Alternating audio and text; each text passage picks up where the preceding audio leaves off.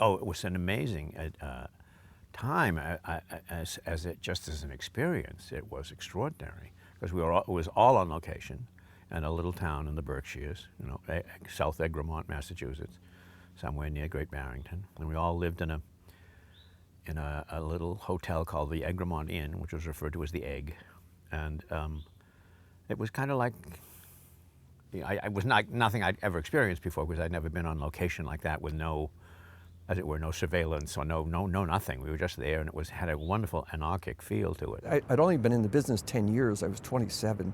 I started when I was 17, so I wasn't like, I didn't have a world of experience, but I had a lot of enthusiasm and energy, and I wasn't afraid to throw an idea out or whatever, it was, and they created a really open environment, it wasn't uptight, it was great.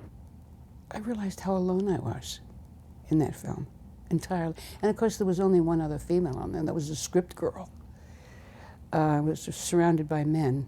I think she was very, very focused. At the same time she was mom at the end of the day. And, she was doing her work. And we as kids respected that. We knew how to respect the space of our parents when they were working. And, but when she talks about it now, we talk about my dad and we talk about, how it was. I think she was nervous. The fact that her husband's directing her and she's trying to express herself and didn't want to get, I think personal issues, she wanted to keep them separate from the professional aspects of whatever was going on. And I think it was more difficult for Aram than it was for Dorothy. In his mind, he was poking the establishment in the eye with a sharp stick. Not only the culture, the political establishment, but the film establishment also. It was his declaration of, here I am, I'm hot stuff, you better pay attention.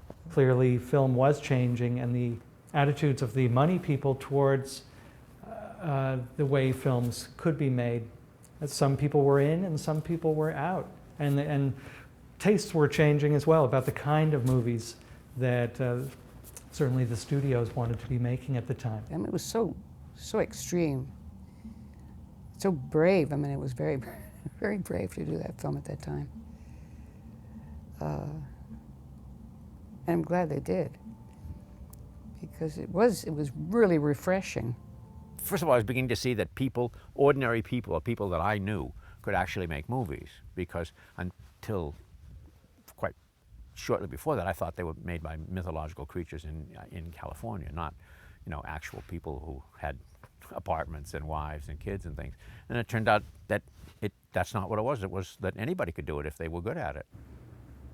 It was a very good experience. I remember it being a very healthy experience. It wasn't full of itself, and none of us on the set were full of ourselves. We were just there earnestly trying to do a job, Right.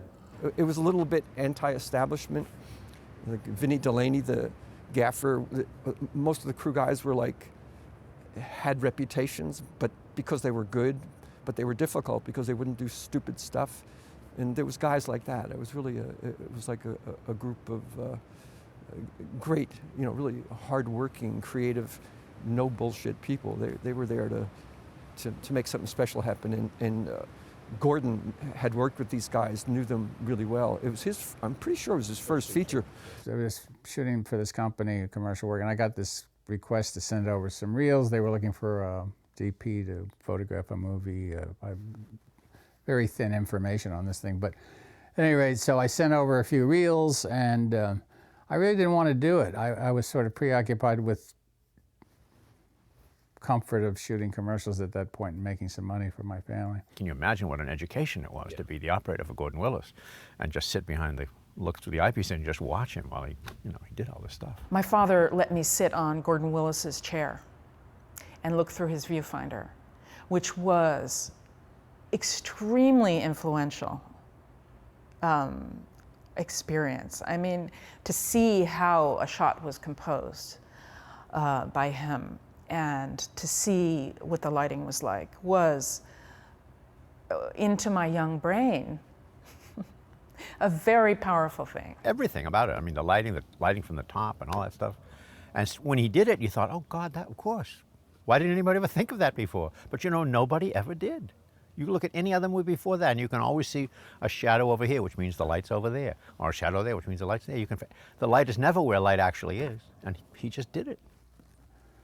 Well, I don't want to see everything. I don't want everything sharp. I don't want, I want a painting.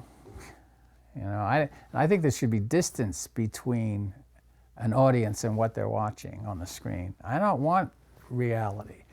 Somebody can say, oh, it looks so real. Well, damn it, it's not real. But you've painted something and you put somebody into a story that is not real. It's a story, damn it. And you want to take somebody out of themselves and watch the story. I don't want to blend the two. I mean, I want distance between me and what I'm watching on the screen. Otherwise, there's no magic there.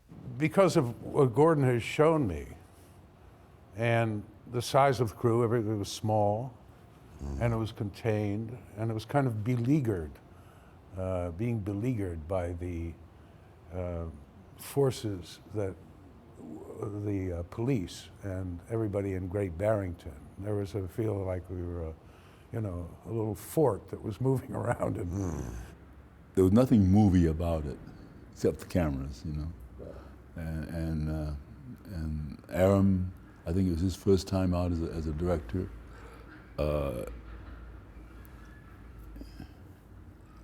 I think it was Terry Southern.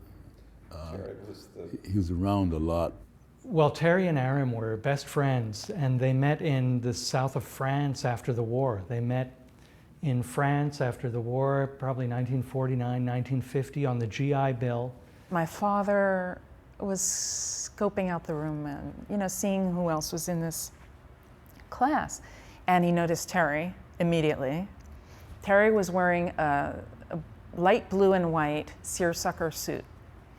And Dad looked at him and said to himself, is this guy for real, or is he putting everybody on?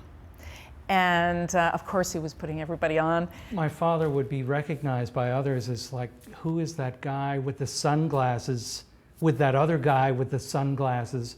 And they're speaking in this sort of secret language occasionally, and listening to the music and smoking.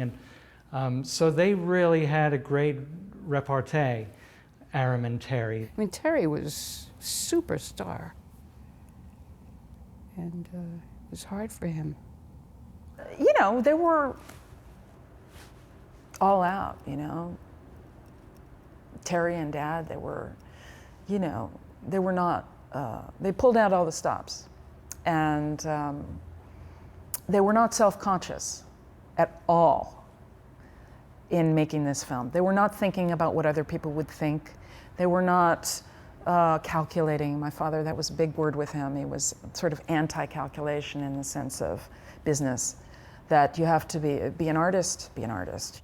Aram used it. I mean, he was a hipster, so it was, I'm hipper than you, I'm smarter than you, I'm more creative than you, I have contempt for you. And that was, you felt that. And coming out of the French existential post-war Paris environment, they're heavy-duty cats, but they're also very joyous especially about the humorous aspects of life. We were looking at locations, and it was after work, and we had picked up a couple of waitresses and were having some drinks or something in the room. And we hear this pounding on the door. Let me in, I'm the producer, I'm the producer. And it's Terry carrying on, but always joking. Everybody had a nickname. I was John Jack, and you grand guy, come here, you crazy galoot, in his little clip thing. And after knowing him, I mean, when you see Strangelove, that's Terry, that's his line. You just know his material.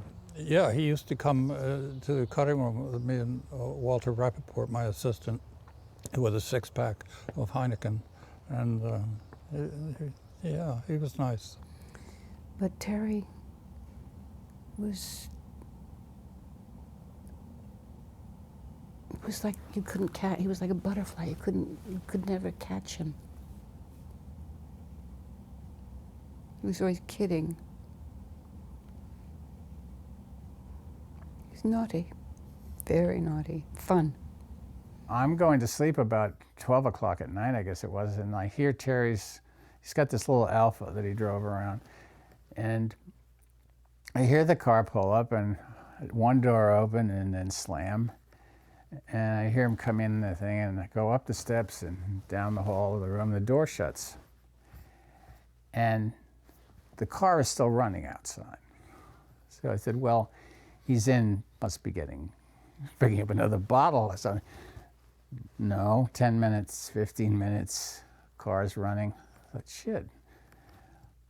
I get up, I go downstairs, I figure I'll turn it off, you know. His girlfriend is in the front seat, asleep. Well, the windows are all up on the car and the door is shut. So I opened the door, I said, it was Gail. It was Gail. I said, wake up. Wake up, you have to go to sleep here. Terry's inside already, and turn the car off. A lot of times writers are shoved aside and put in a box. You know what I mean? It's like, okay, thanks. You know, give me the script and go away. But they had such a great relationship that, you know, there was a huge amount of trust aesthetically in terms of the deep content and philosophy of the film. So there was a meshing, you know, which I think happened in a wider sense with End of the Road. I mean, even the crew, you know, some of the people went on to do amazing things, and not to mention the actors. And it was an early movie for me as well. I mean, it was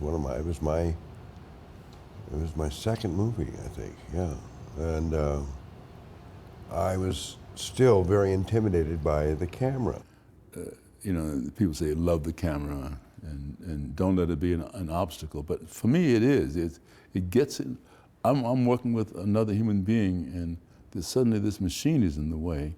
And I know it's there to capture, it's there to help us pass the word on to an audience, but it's still in the way. I still haven't gotten used to it. Really? You know? Even more than the DP, in a way, the operator is the spokesperson for all that technology and all that stuff that's focusing on you. You know, I'm the person who's actually looking at you, and I began to realize that there was a responsibility. It's a responsibility or a duty or whatever the right word is to behave and to project that looking in a way that makes the actor comfortable. Well, what's good about acting on a set is that you get to sit around a lot and you get to watch other actors doing it before you get up there and do it. So you say, let's see, they just talk, they just listen. I was on the set all the time. I knew what to do on a set by then. I was brought up on the set, and I knew how to be quiet. And I was an observer from when I was a very little girl, so I always loved to be on the set or backstage when my mom was doing theater. And so that was just part of my life. And my father, I think, was just very confident. He was not really that interactive with the actors while we were shooting. I think he had a lot of conversations with everybody in a kind of a low-key way. You know, they were doing it right, or I mean, it wasn't like Hal Ashby, who was, you know, Hal would wait and just perceive things, you know, and keep shooting and shooting and shooting. No, he wasn't that way, but he wasn't aggressive with it. He'd let them, you know, work it out. Not having had a lot of experience as a director with actors particularly, even though he was married to Dorothy at the time. Took a class, he studied with... He studied, yeah, he took a class, but he was not presumptuous, and he knew that as actors we would probably be able to handle ourselves, you know, and what he did talk about was, I mean, he sort of expressed himself just as Aram, and he talked about John Barth, and he would talk about the day's events, he would talk about the world. He was he was an amazing man in that respect. He was like a sponge. I mean, and he was very generous. We didn't do a great deal of talking about the acting in it. We did discuss her character and her situation and so forth, which was not like mine at all.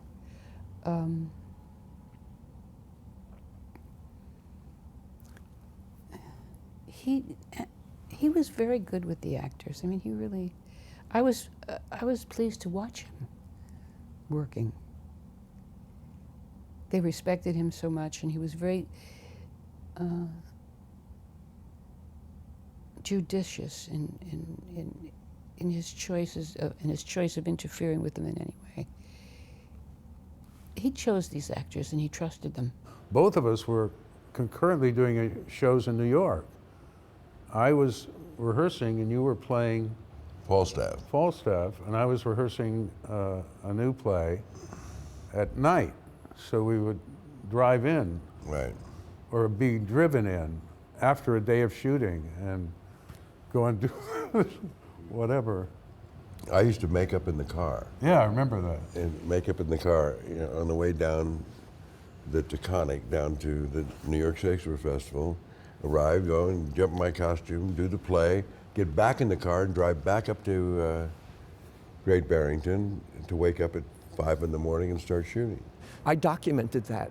I shot that whole trip from leaving the set in the car to him walking away. And James Earl Jones rode down with us that time, and he waited in the car while Stacy went in, and then we went and took him home. I would think that a director would be a little wary of two actors riding back to New York together. What are they going to cook up? You know? What kind of conspiracies are they going to start forming? You know, against what he just laid down. You know. Right. I'd be concerned if I was a director. But that sense of you know, of just going and doing this and this being the thing. I mean, Aram embodied that. He did. Viscerally. Absolutely. You know, physically. Right. You felt it in his bulk and his, you know, he would not be swerved. He would not be taken down any path but this path. He knew where he was going. I mean, you really had that sense. And I don't even know if it's true that Aram studied abnormal psychology. That was one of his majors, but he didn't like to let anybody know about that, you know. But I thought, oh, that's far out. Like, he's really into people's heads, you know. That's serious stuff. But that's who he was. He was a natural gentleman. He had a way of kind of kindness and no condescension, but you know, just he was a natural gentleman, and he was an Armenian. And I know another guy who was an Armenian, who was my gaffer for many years, who fits the same thing. So maybe it's something in the DNA of Armenians. I don't know. It was the first time I'd ever met an Armenian, and they said the weight was so heavy that the people gave it to the mountains. I guess Armenia's next to, and the mountain, it was so heavy, the mountains gave it back, and they're still carrying it. He was brilliant, but he did have this Achilles heel. He was an angry person. He sort of wore that anger as a badge. My father, he said what he thought. And even when people didn't like it, in real life, you know, he was very direct, very New York. And he had strong opinions. He was extremely intense, and I mean, I loved him in the cutting room because it was all about the work, and he was continually talking about what he was editing, you know, whether it was raging against a performance or trying to work it out, but it was always verbalized, and so it was, you were included. It was very inclusive, you know, but if he decided that he didn't like you, you were in trouble. The editing was most delicious for him. And I watched, yes, I watched. I mean, I was there from the beginning. I saw everything that was going on. And I just watched. That's all I saw. I had no opinions. He knew what he was doing. And I saw pieces of it in the cutting room. And my father, you know, he let me cut film for the first time there. He let me, you know, he taught me why one piece of film belongs with another and the structure of a scene. And he let me then actually make the cut once I understood why he was doing it, or it had to be done. I mean, he worked harder than anybody. You know, it used to bug me that I'd get in at 8:30, he was already there. I mean, I could rarely beat him to work, you know, and we wouldn't go to lunch till 2 or 3, you know. I'd make him 6 cups of instant coffee by 3 o'clock in the afternoon, and finally we would go to lunch. But he'd always come up with solutions. There was never, and it taught me an enormous amount in terms of editing. When I started to edit, I always had that voice in the back of my head. He was a very, very good photographer, Aaron was. And his editing is very much like his photographs. And Alexandra, he taught Alexandra how to photograph when she was little. And she has the same thing. It's many dimensions and images, mirror images, and it's very complex. It's cubist. And so he does that visually, and then he does it with the music as well. And so it all came together. It was a ball for him. He was having a feast. Aram took a record that was later made by Billy with Ray Ellis for MGM, and that's the one that contains Don't Worry About Me. I didn't even know about it. When he played it for me and pointed out what he wanted to do with it, I was floored because it was exactly right. The lonesome sound of Gene Quill's alto saxophone is so perfect for the feeling of lonesomeness and loss. I learned the wrong lessons from him in some areas, mostly in dealing in how you deal with a director or whoever it is you're working for. I read the wrong clues, but you know, he really made me an editor, and so I'm glad of that. Watching him work on a moviola was an amazing experience, because I mean, that, you know, he had that. You can play it like an instrument. Yeah, Exactly. Yeah, it was beautiful It was to just watch. It was like watching him. Like watching a guy make a pizza. You know. Oh, it was amazing. It was amazing. When I first saw it, I thought it was really interesting. Not interesting. I thought it was a great contemporary film. I thought it was. I liked it, and then I went hot and cold on it. I liked it a lot, and then I didn't like it at all. And I never did understand the issue of catatonia, and I don't think we caught it. I really don't. You know, he said, "Have I seen the movie?" Well, even on the set, I knew we weren't catching it. We weren't. How a camera can catch essence of a disease.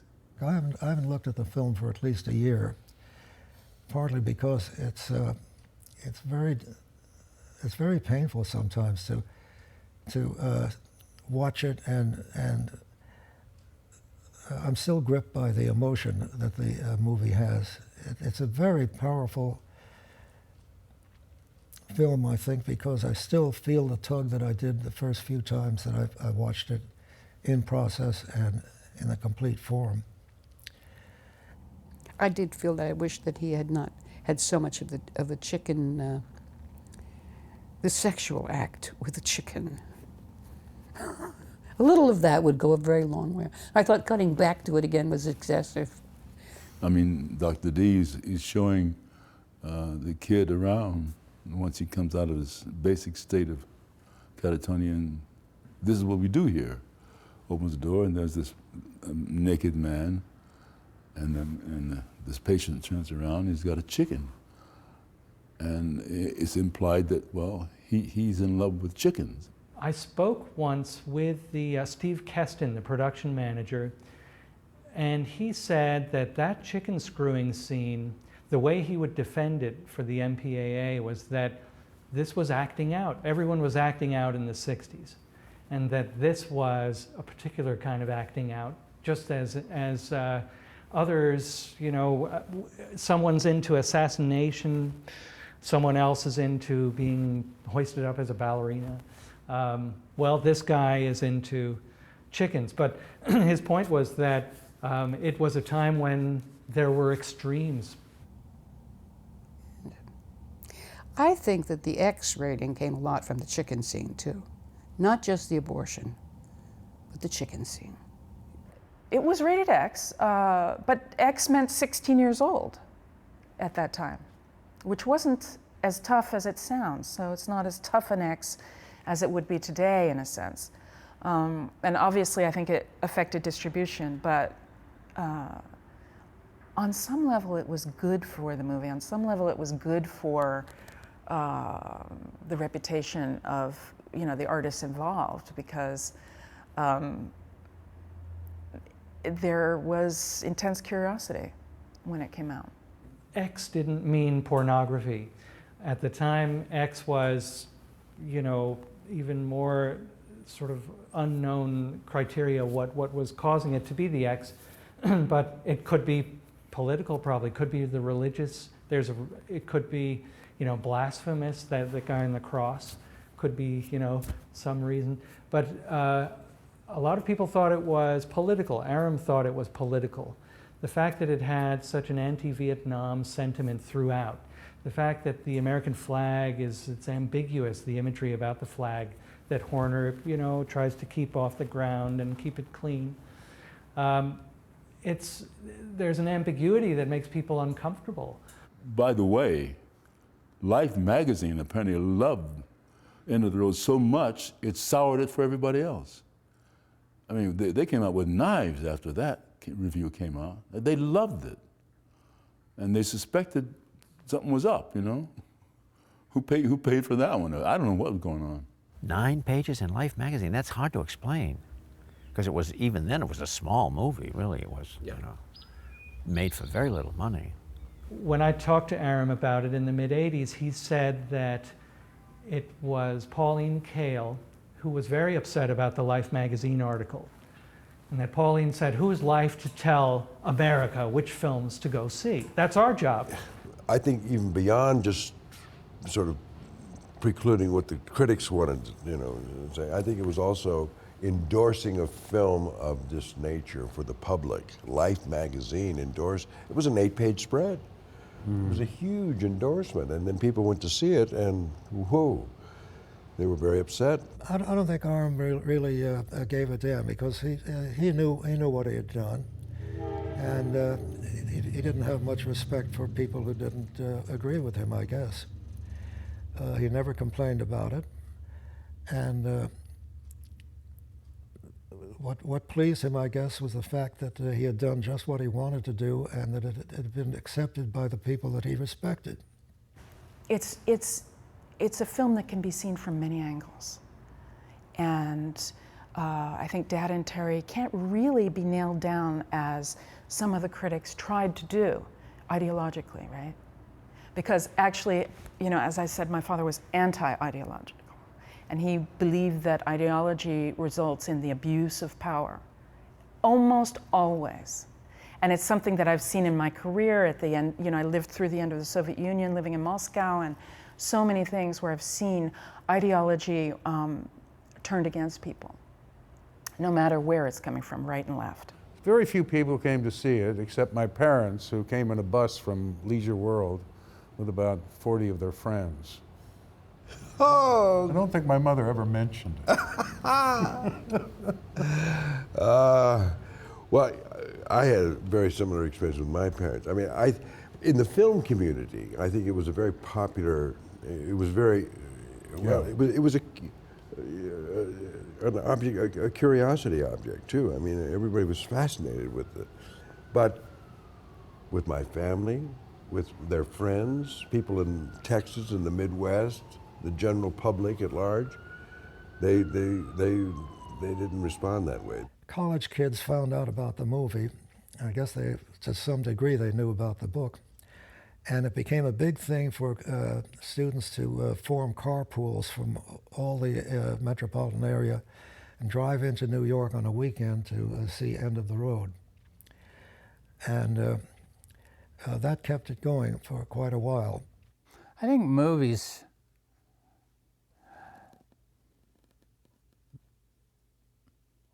I think movies at a point were a way of communicating. There was radio, and you had movies, newspapers. I think they were a definitive way of communicating with people and a definitive way of telling stories, and they were a special way.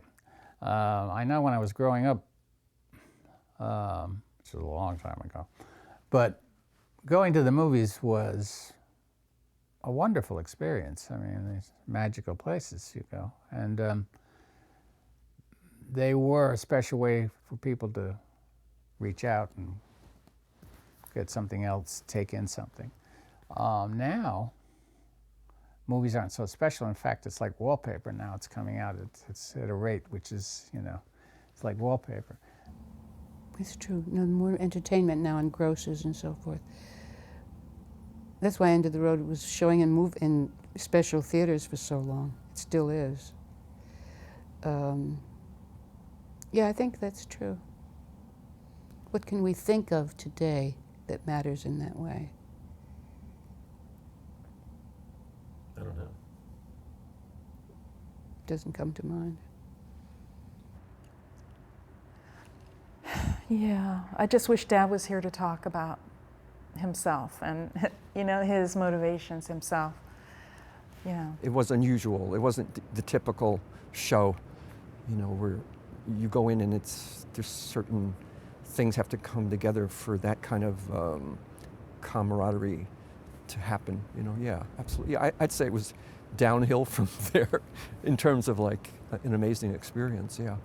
Well, working with Aram in general, I felt incredibly lucky to have somebody like that, to be exposed to that intense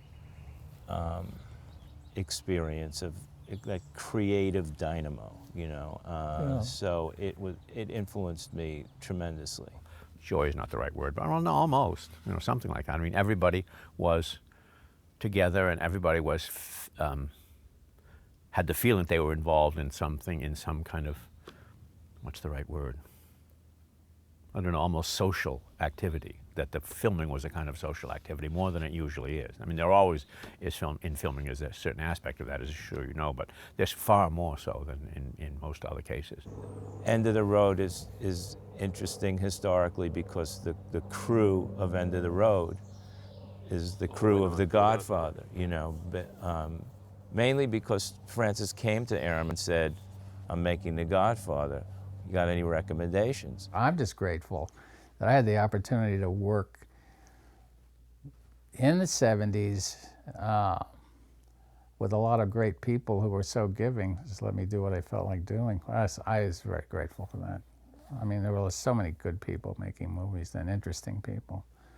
And these movies, if you flash back on them, they're still good movies, you know.